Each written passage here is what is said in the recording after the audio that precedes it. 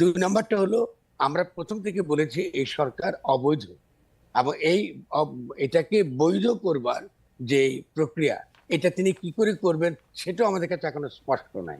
ফলে এই যে ব্যাপারগুলো আপনি ঝুলিয়ে রেখেছেন। ফরহাদ ভাই, প্রফেসর ইউনূসের ভুল প্রসঙ্গে আপনি বলেছেন যে শুধু সম্প্রতি দেওয়া সাক্ষাৎকারে নয়, আপনি আসলে আগেও প্রফেসর ইউনূসের ভুল প্রসঙ্গে বলেছেন যে একটা মিনিট, হ্যাঁ, প্রফেসর ইউনূসের ভুল প্রসঙ্গে আপনি বলেছেন, আমি একটু আপনাকে উদ্ধৃত করি, যে ভুলটা করেছেন প্রথম থেকে।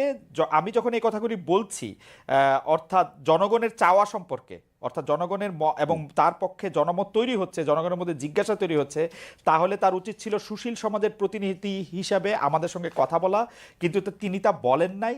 আরেকটা ভুল আপনারা বলছেন যে ছাত্ররা অত্যন্ত প্রতিভাবান কাজ করেছে, কিন্তু ডক্টর ইউনূস এমনভাবে তাদের ছাত্রদের পিঠ চাপড়াচ্ছেন যেন তারাই তাকে ক্ষমতা এনেছে, ফলে জনগণকে তিনি ভুলে গিয়েছেন, তিনি ভুল করেছেন।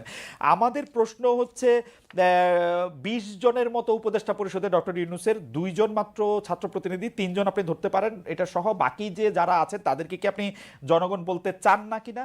আর দ্বিতীয় কথা হচ্ছে, ডক্টর ইউনূস আমরা জানি যে অনেকে দাবি করে থাকেন, বা অনেক সুশীল সমাজের প্রতিনিধিরা দাবি করে থাকেন যে তাদের সাথে কথা বলেছেন। সেক্ষেত্রে আপনার পয়েন্টটা কি এরকম যে তিনি হতে পারে আপনি যদি মনে করেন যে আমার সঙ্গে কথা বলে নাই, হতে পারে। আমার কথা হচ্ছে যে সুশীল সমাজ বলতে আমি নিজেকে একা মনে করি নাই, কারণ বাংলাদেশে আরো আমার মতনই জ্ঞানী ব্যক্তি আর অনেকে আছেন, বা আমি জ্ঞানী ব্যক্তি তা মনে করি না। আমাদের কিছু প্রশ্ন তুলেছি, সেই প্রশ্নগুলোর মীমাংসা তিনি। দুই নাম্বারটা হলো, আমরা প্রথম থেকে বলেছি এই সরকার অবৈধ, এবং এটাকে বৈধ করবার যে প্রক্রিয়া, এটা তিনি কি করে করবেন সেটাও আমাদের কাছে এখনো স্পষ্ট নাই। ফলে এই যে ব্যাপারগুলো আপনি ঝুলিয়ে রেখেছেন, ফলে আপনি তো বলতে পারেন যে ফরহাদ ঠিক বলেন নাই, ফলে আমরা ভিন্নভাবে করতে চাইছি, হতে পারে আমাদের ভুল হতে পারে, কিন্তু আমরা তো এই পর্যন্ত তার কোনো রেসপন্স আমরা দেখছি না। আমি সুশীল সমাজ কথাটাই বলেছি, শুধু আমাকে ইঙ্গিত করে বলিনি, আমি বলেছি আরো যারা সমালোচনা করেছে সকলকে বলেছেন। আমার কিছু সিরিয়াস অবজারভেশন আছে এবং অত্যন্ত গুরুত্বপূর্ণ আপনার কিছু বক্তব্য আছে যে এই সরকারের বৈধতা নিয়ে, এবং সরকারের বৈধতার প্রশ্নটা তো আসলে গুরুত্বপূর্ণ। এটাকে তো আপনি এড়িয়ে যেতে পারেন। এতটা দিন চলে গেল, আপনি একটা অবৈধ সরকারে আসেন, এটা কি ঠিক? এটা তো ঠিক না। কিন্তু ফরহাদ ভাই, আপনার কাছে মনে হয় না যে আপনি যে এই সরকারকে অবৈধ বলছেন সেটা তো আসলে একটা সাংবিধানিক কাঠামো মাথায় রেখে অবৈধ বলছেন, তাই না? আপনি যে সংবিধানে অন্তর্বর্তী উপদেষ্টা সরকার নামক কিছু নাই, আপনার সংবিধানে তো নাই, তাহলে আপনার বৈধতার ভিত্তি কি? খুব ১০৬ সিম্পল ব্যাপার। ১০৬ সুপ্রিম কোর্ট আমাকে বলছে। না, না, সুপ্রিম কোর্ট মতামত দিতে পারে, এই দ্বারা এটাকে বৈধ করতে পারে না, কারণ সংবিধানের মধ্যে এরকম কিছু নাই যাতে আপনি এরকম একটা সরকার আপনি গঠন করতে পারেন। সুপ্রিম কোর্টও তো অলরেডি গণঅভ্যুত্থানের পরে অবৈধ হয়ে যায়, ফলে আপনি কিন্তু নিজেকে জোর করে বৈধতা প্রমাণ করলে হয় না। সুপ্রিম কোর্ট ১০৬ অনুযায়ী মতামত দিতে পারে, এটা আমি লিখেছি।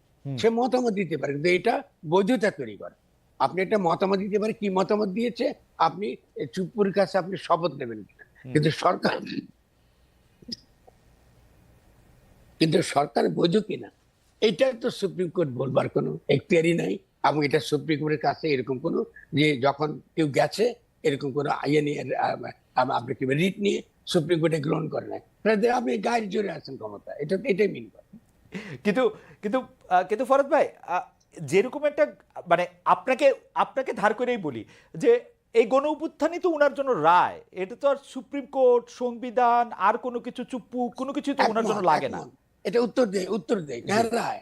তার সুপ্রিম কোর্ট। আমি জনঅভ্যুত্থান রায় হলে তাকে জনগণের অভিপ্রায়ের প্রতিনিধি হিসেবে তার ক্ষমতা নেওয়া উচিত ছিল, এবং তার উচিত ছিল সংবিধানকে বাতিল করে দেন। আমি বারবার বলেছি, সংবিধানকে বাতিল করে দিয়ে তিনি এই যে আপনার অন্তর্বর্তী সরকার প্রধান হিসেবে তিনি ঘোষণা করবেন, এবং তার প্রধান দায়িত্ব হলো যে একটা গঠনতন্ত্র প্রণয়ন করা, এটাই হলো তার প্রধান দায়।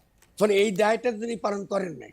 এই দায়িত্ব তিনি পালন না করে তিনি সংবিধানের অধীনে তিনি নিজেকে ঢুকিয়ে দিয়ে তিনি স্বভাবতই শেখ হাসিনার সংবিধানের অধীনে তিনি এসছেন। এখন তিনি কি করে কমিশন করেন আর সংবিধান সংশোধন করেন? তিনি তো শপথ নিয়েছেন যে সংবিধান তিনি রক্ষা করবেন। যিনি শপথ নিয়েছেন সংবিধান রক্ষা করবেন, তিনি কি করে আবার এখন সংবিধান কি বলে বিভিন্ন রকম কমিশন করে সংবিধান সংস্কার করবেন কিসের ভিত্তিতে? এটা তো কোনো বৈধ বৈধ ভিত্তি না তো এটা। ফলে আপনি তো এইভাবে তো জোড়াতালি দিয়ে না তো চলে না। মানে মানে আপনাকে তো মানে ফরদ ভাই, সংস্কারই তো রক্ষা। আমরা যখন একটা বিল্ডিং এর সংস্কার করি তখন তো এটা রক্ষা করতেই সংস্কার করি। তো আপনার আপনি যখনই বিল্ডিং এ বানান না কি নিয়ে সংস্কার করবেন? আপনার তো রাষ্ট্রটাই গঠন করেন না, কি সংস্কার করবেন? এগুলো তো আজগুবি কথা। Right, right. আপনি তো রাষ্ট্র আগে তো গঠন করতে হবে, আগে তো রাষ্ট্রটা বানাইতে হবে। আপনি 72-তেও পারেন নাই, আর আপনি এবারও পারলেন এতটা বছর পরে। তাহলে যদি না পারেন, এটা তো ভয়ানক ব্যাপার, এটা তো সাংঘাতিক রকম একটা ক্ষতির মধ্যে পড়ে গেলাম আমরা আমরা আবারও 50 বছর পিছিয়ে পড়ে গেলাম।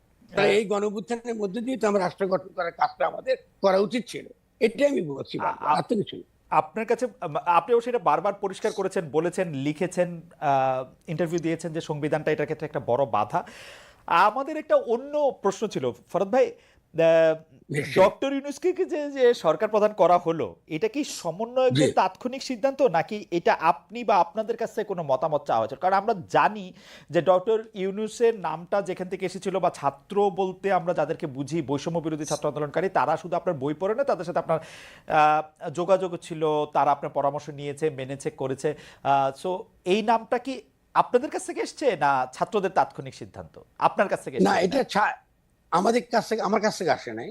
এটা ছাত্রদের তাৎক্ষণিক সিদ্ধান্ত, এবং আমি এই সিদ্ধান্তকে আমি এটাকে বিরোধিতা করি। না করার একটা বড় কারণ ছিল আমার মনে, না বিরোধিতা করিনি, এর বড় কারণ ছিল আমার কাছে মনে হয়েছে যে তিনি থাকলে এটা আমাদের জন্য অনেক সুবিধাজনক হবে। কিন্তু তিনি, এবং বিশেষত আন্তর্জাতিক ক্ষেত্রে, কিন্তু তিনি আসার পরে তিনি যা যা করলেন তাতে সভাপতি আমরা অত্যন্ত হতাশ হয়েছে। এবং সম্প্রতি তার যে নিউ ইয়র্ক সফর যেটা তিনি করেছেন, সেটা আমাদেরকে মারাত্মকভাবে হতাশ করেছে। ফলে এটা আমরা তো সিদ্ধান্ত তো ভুল নিতেই পারি, ছাত্ররা তো একটা ভুল সিদ্ধান্ত নিয়েছে, কিন্তু এখন তো আপনি এর মধ্যে পড়ে গিয়েছে। এখন তো যতটা সম্ভব তাকে যদি আমরা বোঝাতে পারি, যতটা সম্ভব আমরা আগাইতে পারি, এই চেষ্টা আমাদের করতে হবে। কিন্তু প্রথমত, এবং শুধু তাই নয়, তিনি যে বক্তৃতা দিয়েছেন জাতিসংঘে, সেখানে তিনি তার যে আদর্শ, যাদের 3-0, এটাই তিনি প্রচার করছেন। তো এটা তো রাষ্ট্রের আদর্শ না, এটা তো বাংলাদেশ আমরা সেই সিদ্ধান্তগুলো নেই। আর দ্বিতীয়ত তিনি জাতিসংঘে দেখা করেছেন বাইডেন, তিনি তো মার্কিন যুক্তরাষ্ট্রে, আপনি তো এখন আছেন ওখানে, তিনি অলরেডি জেনোসাইড আকারে বিখ্যাত। তার যে ভূমিকা, বিশেষত ইসরায়েলকে যেভাবে আপনার অস্ত্র শস্ত্র দিয়ে সহায়তা করে, তারপরে যে বিরাট যে গণহত্যা চলছে, এর জন্য এটা জেনোসাইড আকারে তিনি বিখ্যাত। এবং তিনি আসলে ইউজলেস, মানে তিনি কিছু মিন করেন না, মানে আপনি ডিপ্লোমেসির দিক থেকে তিনি কিছুই মিন করেন না মার্কিন যুক্তরাষ্ট্রের সমর্থন বা কিছু। 2 নম্বরটা হলো ক্লিন্টন, আমি বলি শেষ করতে দিন আমাকে। আবার ক্লিন্টন ফাউন্ডেশন এটা প্রাইভেট ফাউন্ডেশন, এবং ক্লিন্টন ফাউন্ডেশন আপনি নিজেও জানেন, ক্লিন্টন ফাউন্ডেশনের বিরুদ্ধে আপনার দুর্নীতি এবং কনফ্লিক্টস অফ ইন্টারেস্টের অভিযোগটা রয়েছে। এবং দীর্ঘকাল এই মধ্যপ্রাচ্যে বিভিন্ন যুদ্ধে তাকে ওয়ার মঙ্গার বলা হয় ক্লিন্টনকে। ফলে এই ওয়ার মঙ্গার হিসেবে তিনি কিন্তু ভূমিকা পালন করেছেন, এবং তার যে ক্লিন্টন ফাউন্ডেশনের যে ভূমিকা, সেটা মূলত তৃতীয় বিশ্বে ভূমিকাটা ইতিবাচক নয়। ফলে দেখেন, এগুলো কিন্তু একটা ভাবমূর্তি তৈরি করে, মানে তার সম্পর্কে আমাদের যে মূল্যায়নটা, সেই মূল্যায়নটা একটা নেতিবাচক জায়গায় চলে যায়। ফলে আমরা চাই না যে তিনি এমন কিছু করেন যেটা আসলে আমাদের জন্য, বাংলাদেশের জন্য এটা বিপজ্জনক হয়। ফলে এই কথা তো আমাদের মতো লোকরা তো বলবেই, কারণ আমরা তো বুদ্ধিজীবীদের জায়গা থেকে কিছু দায় আমাদের আছে। ফরদ ভাই, একটু পরিষ্কার করার জন্য কি বলবো, আবার একটু আপনি বিরক্ত না হইলে, সেটা হচ্ছে যে আপনি কি মনে করেন প্রফেসর ইউনূসকে সরকার প্রধান হিসেবে নিয়োগ বা অনুরোধ করার বা তাকে এই দায়িত্ব নেওয়ার যে সিদ্ধান্ত, সেই সিদ্ধান্ত ভুল ছিল? না, আমি এটা বলবো না, সেই সিদ্ধান্তটা একটা সময়, না ভুলটা তো আমরা পরে বুঝতেছি, আচ্ছা, সেটা আপনি ভুলটা তো আমরা পরে উপলব্ধি করছি। আচ্ছা, আপনি তো প্রথম দিকে আপনার যে প্রত্যাশা, মানে যেটা হলো আচ্ছা, প্রথম দিকে জনগণের যে আচ্ছা, এবার প্রত্যাশা, পরিষ্কার, এবার পরিষ্কার, মানে নিয়োগটার ব্যাপারে তার চয়েসটা হয়তো ঠিক ছিল, কিন্তু সেই প্রত্যাশাটার জায়গা থেকে তিনি পূরণ করতে পারেন নাই, সেটা আপনি বলতেছেন। সেটাই। এবং আপনি কি এইটা একদম স্পষ্ট বললেন, আমি নোট নিলাম, ডিপ্লোমেসির দিক দিয়ে প্রফেসর ইউনূসের অবস্থান কিছু মিন করে না, মানে তিনি মার্কিন যুক্তরাষ্ট্র যা বলছেন তাই আসলে প্রতিধ্বনি করছেন, আপনি কি এরকম বলছেন? আমি এভাবে বলিনি, আমি বলছি ডিপ্লোমেসির দিক থেকে জো বাইডেন কোনো তাৎপর্য বহন করে না। এখানে যেভাবে আমাদের মিডিয়াতে প্রচার করছে যে তিনি বিরাট কিছু জয় করে এনেছেন, তিনি কিছু জয় করে আনেন। আমাদের মিডিয়া এই ব্যাপারে, আমাদের মিডিয়াতে এই ক্ষেত্রে সৎ হওয়া উচিত। জো বাইডেন তার সঙ্গে দেখা করেছে হোয়াইট হাউসে না, দেখা করেছেন আপনার জাতিসংঘের অনুষ্ঠানের, দুটো অনুষ্ঠানের মাঝখানে। এটা যে খুব সম্মানজনক তাও না, ঠিক আছে না? এবং তিনি এসে তাকে চুমু খাচ্ছেন, ফলে এটাও কিন্তু খুব যে বিরাট একটা মহৎ কিছু তাও নয়। কারণ জো বাইডেনের চুমু খাওয়া আমাদের জন্য খুব ওকে। একটা আনন্দের বা গর্বের কিছু নয়।